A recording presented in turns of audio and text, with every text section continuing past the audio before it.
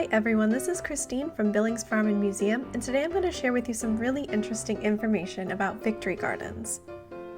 So you might be asking yourself, what exactly is a victory garden? Well, victory gardens were home gardens grown by people during the First and Second World Wars. So during the wars, food became really scarce. Farms in Europe were destroyed by the war, and many US and European farmers were off fighting and couldn't actually tend to their crops. So because of these food shortages, food had to be rationed, leading to a lot of what they called meatless and wheatless days. During the First World War, dairy was so difficult to get in England that cream could only be secured with a doctor's note saying that you needed it for your health. So with a lot of the food supply in Europe cut off during the war, the United States was called on to produce more food to send overseas. So because of this, the US government began the Victory Garden movement, which took pressure off of all the different areas of food production. With people growing their own food at home, more crops would be available to send overseas, fewer metal cans would be needed to pack food, and that metal could go towards the war effort. There was less pressure on the railroads and transportation systems which were needed to move ammunition and supplies, and fewer people like grocers would be needed to sell food, and those people could also join in the war effort. The U.S. National War Garden Commission was founded in 1917, just a few weeks before the U.S. entered the First World War. The commission was created to, quote, arouse the patriots of America to the importance of putting all idle land to work, to teach them how to do it, and to educate them to conserve by canning and drying all food they could not use while fresh. The War Garden Commission offered free classes, books, and resources for how to grow a victory garden, and posters advertised the importance of victory gardens and encouraged people to start their own.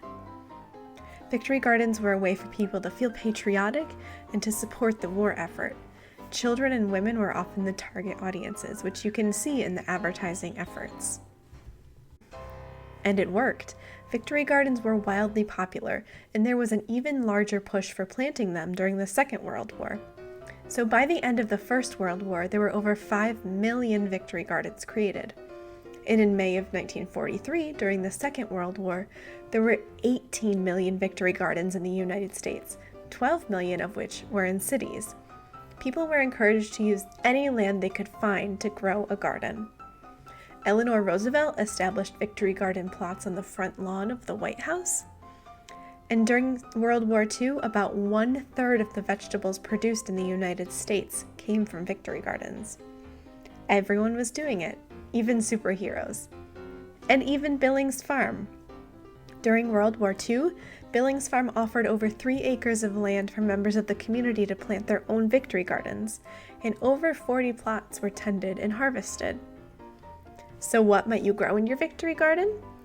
Well, the government was especially interested in reducing the amount of meat and cereals, like wheat or oats, that people ate, so that these could be sent overseas. So in your garden, you might grow beans or peas to replace some of the meat in your diet because they're high in protein. And you might grow potatoes, which are kind of meant to replace the cereals. You would also want to grow foods that were high yielding and produced a lot of food, and that could be easily stored or preserved by drying, canning, or pickling. So something like cucumbers, beans, potatoes, beets, things like that. You would also obviously want to choose food that your family liked to eat and that was nutritional. But you also wanted to think about the growing season and choose things that would be ready to harvest at different times so that your garden would always be producing some food for you to eat. While people may no longer grow victory gardens because of wars, there are still a lot of good reasons to grow your own food in a garden. Community gardens, or places where people can come and care for their own garden plots, are becoming more and more popular. And community gardens really have their origins in victory gardens.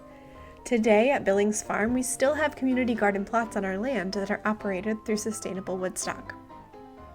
To quote from a book called The War Garden Victorious, which was published in 1919, quote, unquestionably, community gardening will continue.